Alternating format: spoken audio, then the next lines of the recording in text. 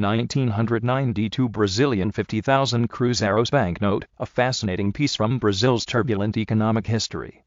If you enjoy rare banknotes and coins, don't forget to subscribe. This note was issued during Brazil's period of hyperinflation. In the early 1990s, the Cruzeiro currency went through constant devaluations, and denominations quickly rose into the tens of thousands.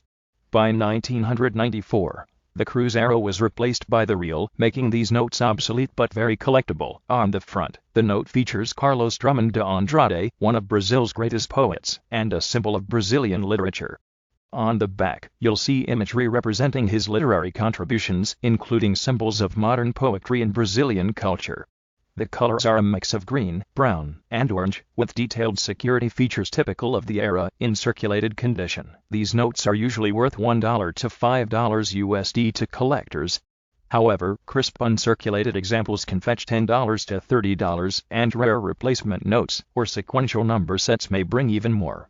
While they're not extremely rare, they're prized by collectors of South American banknotes, and anyone interested in hyperinflation-era money. The 1992 50,000 Cruzeiros is more than just paper money, it's a reminder of Brazil's economic struggles and cultural pride. Do you have one of these notes in your collection? Let me know in the comments below. And as always, like, share, and subscribe for more videos on coins and banknotes from around the world.